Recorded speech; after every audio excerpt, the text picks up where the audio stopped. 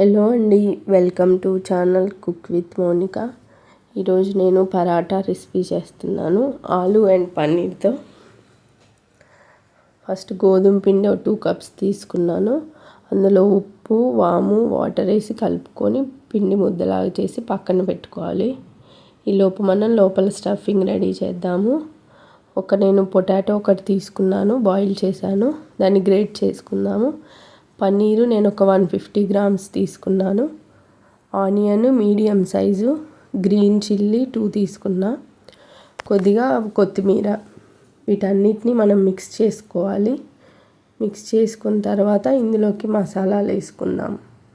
ఉప్పు, కారము, జీరా పౌడరు, ధనియాల పొడి, కొంచెం పసుపు వేసుకొని బాగా మిక్స్ చేసుకొని ఇలా ముద్దలాగా చేసుకొని దీన్ని కూడా పక్కన పెట్టుకుందాము. ఇప్పుడు మనం పరాటాలు చేద్దాము. నానబెట్టుకున్న పిండి ముద్దను తీసుకొని మీడియం సైజ్ చపాతీ ముద్దలాగా చేసుకొని ఇలా నేను వీడియోలో చూపించిన విధంగా చిన్న బౌల్ షేప్లో చేసుకొని అందులోకి మనం స్టఫ్ చేసుకోవాలి. చేసుకున్న తర్వాత సైడ్స్ని నీట్గా దగ్గరకు చేసుకొని ఇట్లా ఒత్తుకోవాలన్నమాట. ఒత్తుకున్న తర్వాత చేతితో ఇలా ప్రెస్ చేసుకుంటే స్టఫింగ్ రోటీ అంతా వస్తుంది.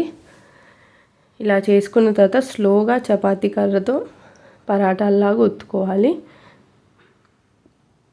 ఇప్పుడు ఒత్తుకున్న తర్వాత తవా పెట్టుకొని, తవా వేడైంది, ఇందులో మనం పరాటాలు వేసుకొని వీటిని 2 సైడ్స్ కాల్చుకుందాము. మీరు గీతో కానీ బటర్తో కానీ కాల్చుకోవచ్చు.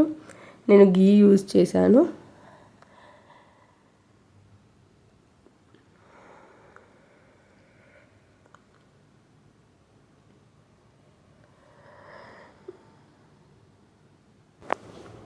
ఇప్పుడు ఇది రెడీ అయిపోయిందండి. నేను ఇంకొక పరాటా కూడా చేసి చూపిస్తున్నాను, మీకు అర్థమవుతుందని.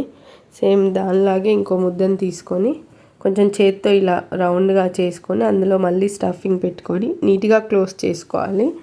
క్లోజ్ చేసుకున్న తర్వాత ఎక్స్ట్రా ఉన్న పిండిని తీసేసి చేత్తో నీట్గా స్ప్రెడ్ చేసుకుంటే లోపల స్టఫింగ్ అంతా స్ప్రెడ్ అవుతుంది. స్లోగా ఒత్తుకోవాలి, కొంచెం స్టఫింగ్ బయటకు వస్తుంది, ఏం కాదు. ఇప్పుడు వేడిగా ఉన్న తవా పైన వేసి 2 వైపులా గీ కానీ బటర్తో కాల్చుకోండి. మీకు కనుక నా రెసిపీస్ నచ్చినట్లయితే please subscribe to my channel.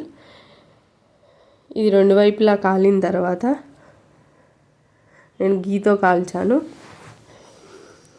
దీన్ని మనము రైతాతో కానీ ఏదైనా పికిల్తో కానీ సర్వ్ చేసుకుంటే బాగుంటుంది.